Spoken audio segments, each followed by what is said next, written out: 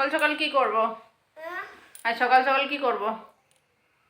একটা আমার একটা তোমার। কোনটা তোমার কোনটা আমার? এবেলা করবে জলটা, হ্যাঁ।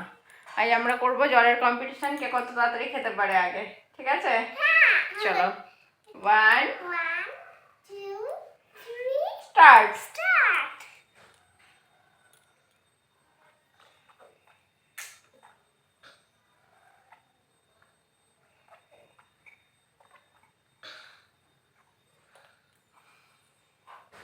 মামার শেষ কিন্তু।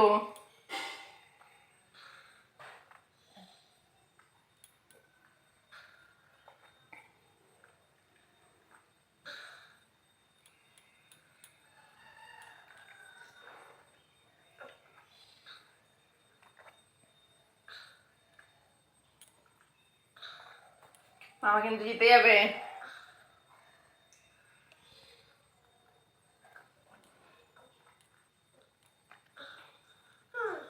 মামা জিতে যাবে।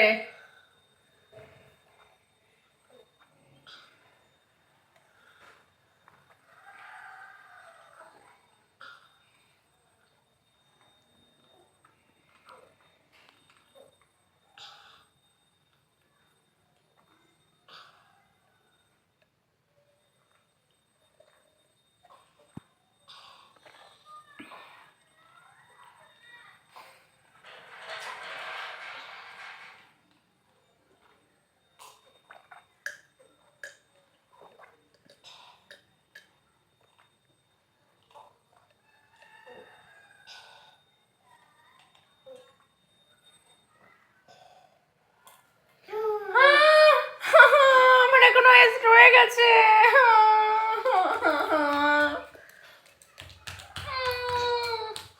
আমি হেরে গেলাম।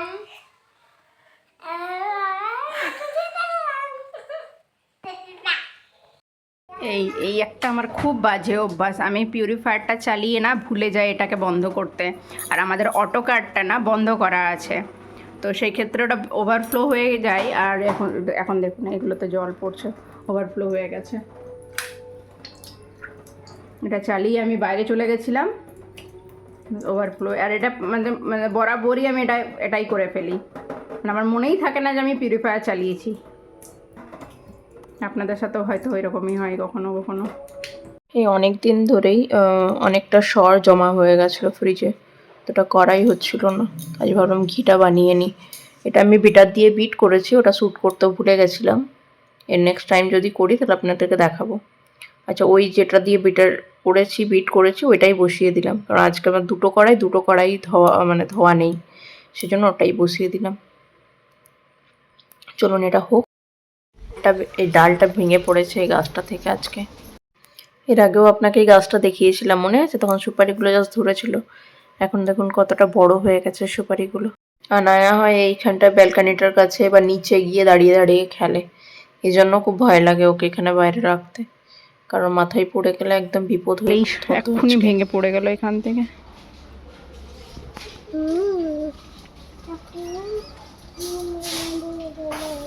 ভীষণ সুন্দর রোদ দিয়েছে, সকালে একটু বৃষ্টি হয়েছে, বাট কিন্তু এখন রোদ দিয়েছে। আকাশটা আজ বেশ পরিষ্কার, বেশ সুন্দর লাগছে দেখতে।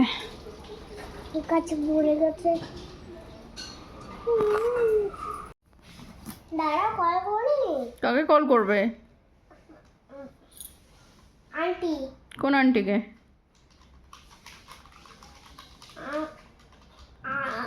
দুধ নিয়ে আসবে, ফিশ নিয়ে আসবে, এখন আর ডিম নিয়ে আসবে। হয়ে গেছে? বলো অ্যাপেল স্পেলিংটা বলো। দাদা ফোনটা কল করিনি। ও বাহানা করো না পড়ার সময়। Hello batsman. হ্যাঁ, ফিশ নিয়ে আসবে, ডিম নিয়ে আসবে। ওকে, বাই বাই। হয়ে গেছে কল, রাখো এবার। তুমি কল করো। দাও, বলো অ্যাপেল স্পেলিংটা বলো। তুমি কল করো না। হ্যালো, হ্যাঁ আনায়া যা যা বললো সব নিয়ে আসবে, ঠিক আছে? ওকে, বাই বাই। চলো, হয়ে গেছে কল, বলো অ্যাপেল স্পেলিংটা বলো। APPLE। কি হয়? ওকে বল। ABC J K L N O P Q R S T U V W X Y and Z Gamma Gamma A B C বল কোথায় আছে তোমার, সব আছে তোমার। তুমি বলো, বলো স্পেলিং বলো, বলো। B হ্যাঁ A হ্যাঁ L হ্যাঁ, L ওকে। তারপর C, C C for C for cat cat. ক্যাটের স্পেলিং কি? ক্যাটের স্পেলিং বলো। C A C A T okay, cat. তারপর D for, D for dog হ্যাঁ, ডগের স্পেলিং বলো, বলো ডগের স্পেলিং বলো। অনেক D আর আর কি আছে বলো আর ডি E ও O আর জি। G দেখো এটা কি লেখা আছে কি লেখা আছে বলো। P U C K হ্যাঁ, কি হয়? লেখা আছে? ডাক। ওটা ডাক লেখা আছে। কি লেখা আছে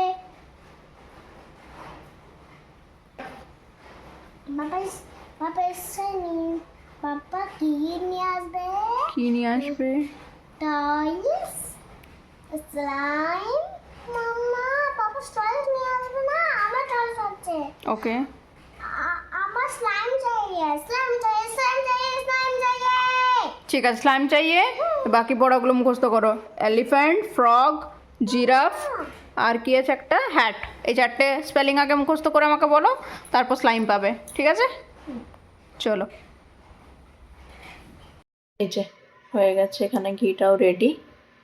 এটা বন্ধ করে দেবো, একদম ঠান্ডা হবে, তারপর জারে ঢালবো। তোমাকে আমি কি বললাম যে ওই চারটে স্পেলিং মুখস্থ করে বলো আমাকে, যে স্লাইম নেবে তাহলে। সার্কেল হুম ক্লক হুম কম্পাস আমাকে ভয় লাগে তোমার স্পিয়ার হুম বল হুম আমার ছিল না হুম। এটা পড়তে পড়তে আঙ্কেলের আওয়াজ পেলো, জুতো পরে রেডি একদম নিচে যাওয়ার জন্য। এখানে এই রাস্তাটাতে আঙ্কেল কিছু দিয়েছে, ওই যেমন ব্লিচিং ট্লিচিং, যেমন যেমন বর্ষার কারণে বৃষ্টির জল পড়ে পড়ে শ্যাওলা হয়ে যায়, কোথায় সেই যাচ্ছ জন্য এদিকে? ওটা দিয়েছে আজকে, যেহেতু রোদ দিচ্ছে সেই জন্য। 3 4 5 6 7 8 9 10 হুম আমি কি সব নিচে চলে যাবো আমাকে সব বন্ধ চলে যাবো আমি হুম 1 2 3 4 5 6 7 8 তুমি ঘরে আসো পড়তে, 9 প্লিজ বললে হবে না। আমি 10 মিনিট যাবো 10 মিনিট তো? হ্যাঁ আচ্ছা, আমি 10 মিনিট চলে যাবো মামা কাজ করবে আমি 10 মিনিট চলে যাবো ঠিক আছে, 10 মিনিট যাও। এই যে যতক্ষণ না আমি হ্যাঁ বলবো ততক্ষণ কিন্তু ও যাবে না, ও দাঁড়িয়েই থাকবে। যখন আমি বলবো হ্যাঁ যাও, তখনই কিন্তু ও নিচে যাবে। 7 8 9 10 11 12 13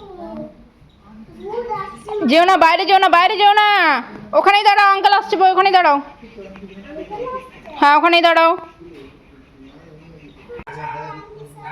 হুম नहीं क्या बोलूँगा मुँह चाहिए ना क्या? এই যে আমাদের রুমনার ওই পাশের বাড়ির আঙ্কেলটার সঙ্গে কথা বলতে গেছিল, ওই সকালে ওই গাছের ডালটা ভেঙে পড়েছে, সেই জন্য তাই আমাকে বলছিলাম, বলে এলাম। বাপরে, এত বড় একটা ফুলকপি, কি আছে, শিম। আর এখানে আনায়ের বাবা কিছু বিগ বাস্কেট থেকে অর্ডার করে দিয়েছিল সবজি, ওগুলোই আমি বের করে রাখছি। বেগুন,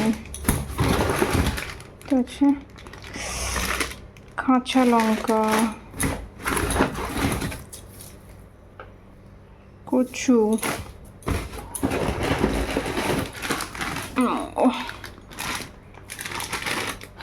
ভিন্ডি, আচ্ছা আরো বেগুন, বাবারে শসা,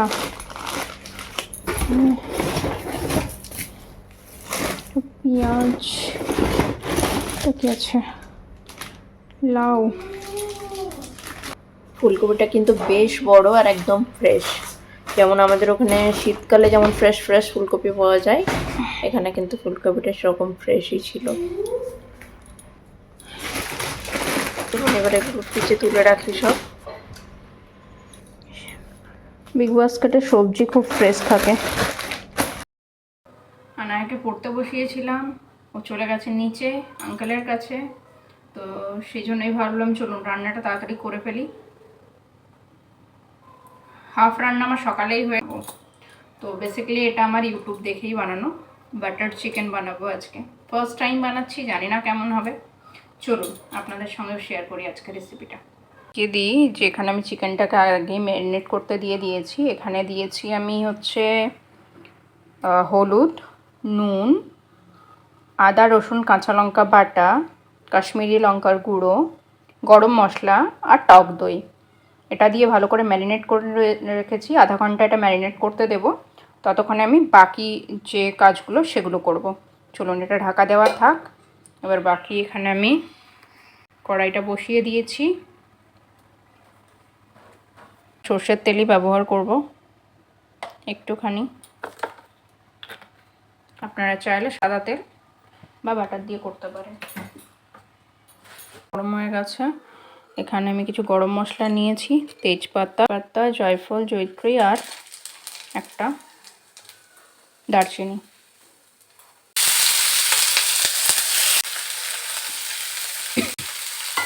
দিয়ে দিলাম পেঁয়াজ,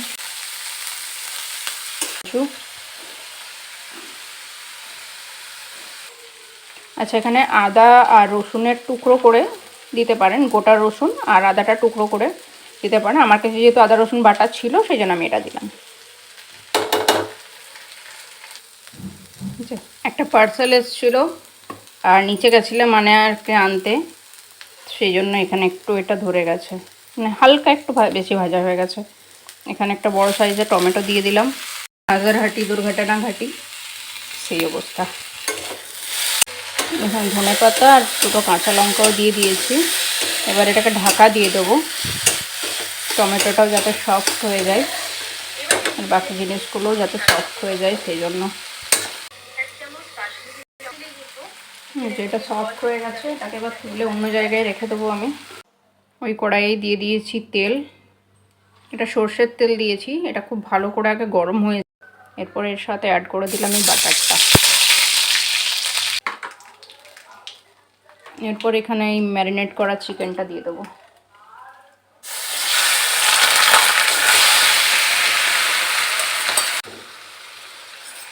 এই সময় হ্যাঁ ফ্লেমটাকে একদম গ্যাসের ফ্লেমটাকে হাই রাখবো,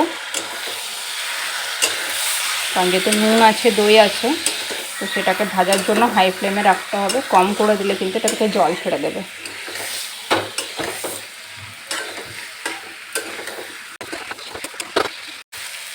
এখন চিকেনটাও একদম ভাজা ভাজা হয়ে গেছে, পোড়া পোড়া ভাজা ভাজা হয়ে গেছে একদম।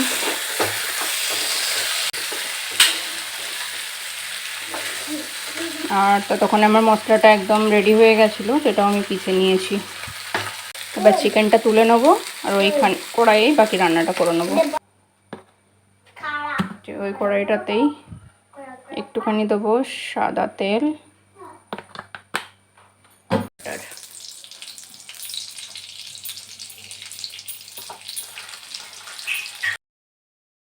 আচ্ছা এখানে মশলাটা যেটা আমি ভাজার পর ঠান্ডা করে পিষে নিয়েছিলাম ওটাকে দিয়ে দিলাম। তেল ছাড়বে তারপর আমি বাকি মশলাগুলো দেবো। সাথে এবার মশলাগুলো দেব। জিরে আমি আলাদা করে দিচ্ছি না, কারণ এখানে একটা তৈরি করা আছে সিক্রেট মশলা, যেটা যদিও আমি তৈরি করিনি, হাজব্যান্ড তৈরি করেছে। ও যখনই চিকেন বানায় এই মশলাটা দেয়, এতে স্বাদ কিন্তু আর অনেকটা বেড়ে যায়। তো সেই জন্য আমি এখানে এই মশলাটাই দিয়ে দিলাম।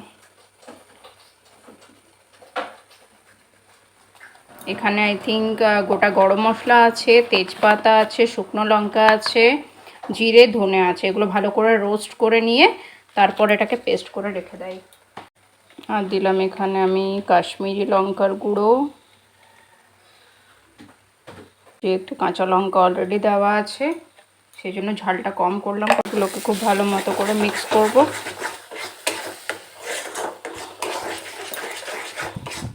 যে ভালো করে মিক্স করার পর 2-3 মিনিট কষানো হবে, তারপর ওই যে ভেজে রাখা চিকেনটা দিয়ে দেবো।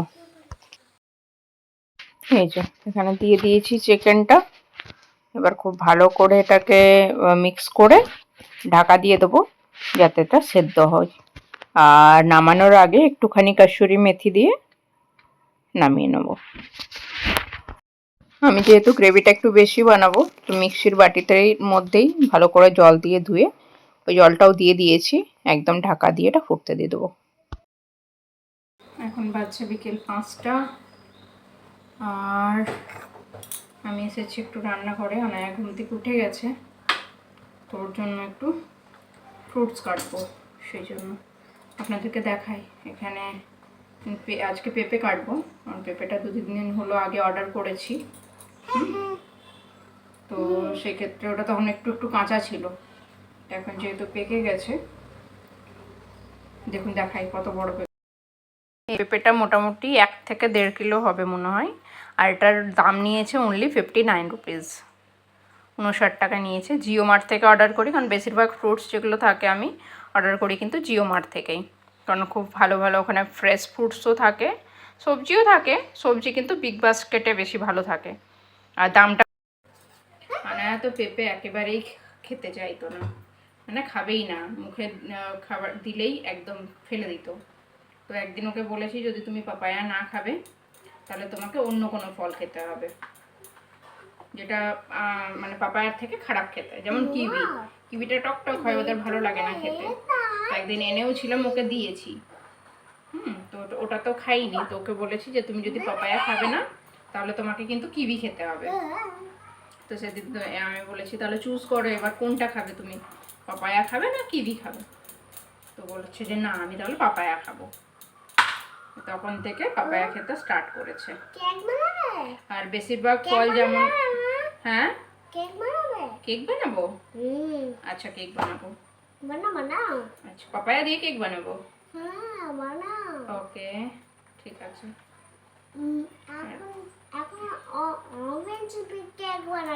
অরেঞ্জ কেক বানাবো, আচ্ছা ভেতর কি আছে? বেশিরভাগ ফ্রুটসই তো ওকে জুস করে দিতে হয়, যেমন অরেঞ্জ, গ্রেপস, এগুলোকে ওকে জুস করে দিতে হয়। এমনি চিবিয়ে কিছুতেই খাবে না। শুধুমাত্র মানে এর থেকেও যখন ও ছোটো ছিল, যখন থেকে ও খাবার খেতে শিখেছে, কলাটা আর আপেলটাই শুধুমাত্র খেত। ওই দুটোই ওর খুব ভালো লাগে, ওই দুটোই ওর ফেভারিট ফ্রুটস এখনও। বাকি আর কিন্তু কোনো ফলও খাবে না, তো ওগুলো ওকে জুস করে দিতে হয়। পেঁপেটা ও বলবে যদি জুস করে দেওয়া যায়, সম্ভব নাকি? এখন যেমন যেহেতু সব তো দাঁত বেরিয়ে গেছে, মানে দাঁত তো বেরিয়ে গেছে এখন, তো ইজিলি ও চিবিয়ে খেতে পারবে। বাচ্চাদেরকে খাওয়ানোর জন্য কী কী করতে হয়, চলুন এটা কেটে ওকে দিয়ে দিই। আর এখানে পেঁপেগুলো কিন্তু খুব মিষ্টিও হয়, খুব সুন্দর খেতে হয়, খুব মিষ্টি। লাল কালারটা দেখছেন কত সুন্দর। এটা কিন্তু যখন নিয়ে এসেছিলাম একদম কাঁচা মতো ছিল, মানে পুরো পেকে ছিল না, কাঁচা কাঁচা ছিল। পেঁপেটা কাটতে কাটতে আমার হাত থেকে পড়ে গেছিল, ওই জন্য ওর হাতে হাসি।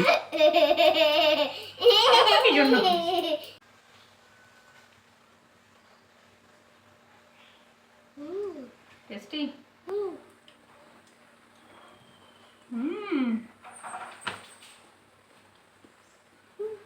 দারুণ মিষ্টি।